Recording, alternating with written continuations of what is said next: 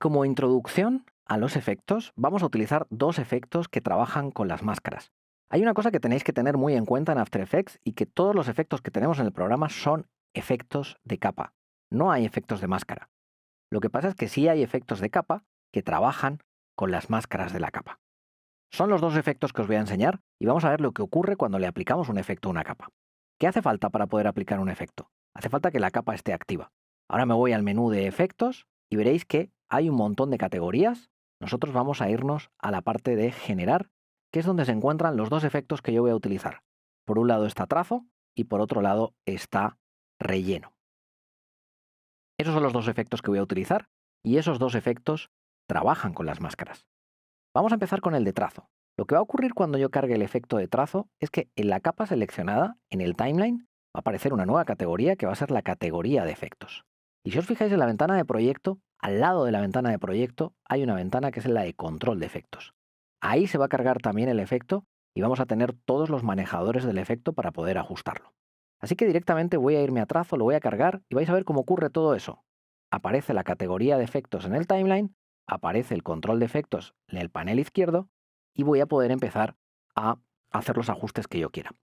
¿Qué hace trazo? Trazo pinta el borde de la máscara. No sé si os estáis fijando ya, voy a quitar el tablero de ajedrez, que la máscara que no es visible en principio, ahora sí va a ser visible porque la estoy pintando con el efecto de trazo. Vamos a quitar la previsualización de máscara porque quiero que veáis lo que estoy haciendo exactamente con este efecto. Lo primero que tengo es qué máscara voy a pintar. Obviamente yo solamente tengo una máscara en mi capa que es Clay Kits y por tanto en este menú desplegable solamente veo Clay Kits. Si tuviera más máscaras, vería todas las máscaras. Obviamente me da dos opciones, o pintar una máscara de todas las que tiene la capa o pintar todas las máscaras. Después tengo el color con el que voy a pintar, que lo vamos a dejar en blanco. Después tengo el tamaño del pincel. Yo voy a poder hacer que ese pincel sea más grueso o más fino. Después tengo la dureza del pincel para que sea un pincel duro o un pincel suave. Tengo la opacidad con la que voy a pintar ese pincel. Y también tengo el control de inicio que me permite hacer este tipo de cosas. Y de final que me permite hacer lo mismo pero por el otro lado. Por tanto, como tiene keyframes, lo voy a poder animar. También tengo la función de espaciado que me permite hacer, como veis, una línea discontinua o una línea continua. Por último, el efecto tiene varios modos de trabajo. Sobre la imagen original, sobre transparente, donde solamente veo esa pincelada que he hecho con la máscara, o revelando la imagen original, es decir, que solamente voy a ver imagen donde el pincel exista, que es exactamente lo que está pasando ahora. Voy a dejarlo en el modo normal.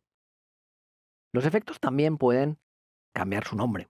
Yo puedo seleccionar el efecto en la ventana de control de efectos, darle al enter grande del teclado y decir esto es el trazo de Clay Kits para saber qué está haciendo exactamente ese efecto. Las mismas propiedades, como os decía, que tiene el efecto en la ventana de control de efectos, las voy a encontrar también en el timeline.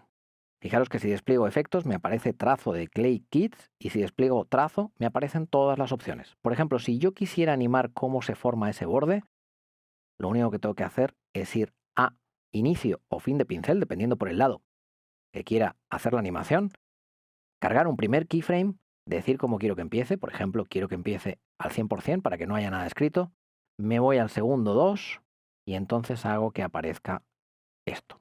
El resultado es que voy a tener el trazo de creación animado. También podríamos ir a la máscara, porque está recortando ahora mismo nuestra imagen, y decirle a la máscara que no trabajara. De esa manera, lo único que voy a conseguir es que la máscara no recorte la imagen, pero yo sí pueda hacer esto con la máscara, es decir, pintar mi máscara, aunque esa máscara no esté trabajando como tal. ¿Qué más podemos hacer?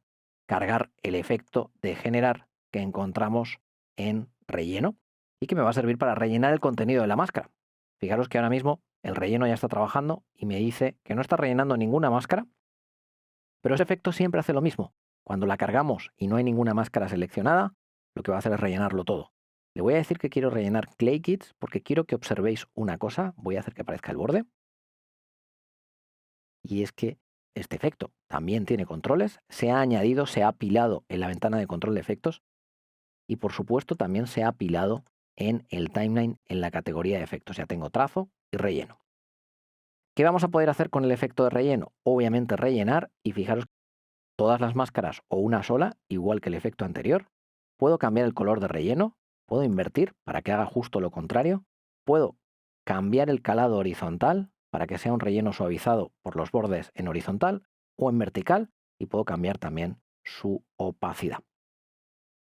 ¿Qué quiero que tengáis en cuenta? ¿Qué quiero que observéis? Pues que el relleno, si le aumento la opacidad, vais a ver que está por encima del trazo, está por encima del borde. Eso es porque los efectos tienen orden, y el orden de los efectos es justo el contrario del que uno esperaría. No es el trazo por estar encima el que se va a ver encima, es el que está abajo el que se va a ver encima, por el orden de procesado de los efectos. Así que si yo quiero que el relleno esté por debajo del trazo, físicamente la ventana de control de efectos tiene que estar por encima. ¿Cómo puedo hacer eso? Pinchando en el nombre del efecto, arrastrándolo aparecerá una línea negra y eso me va a indicar que he cambiado su orden y como veis ahora está justo por debajo del trazo a pesar de que la ventana está por encima.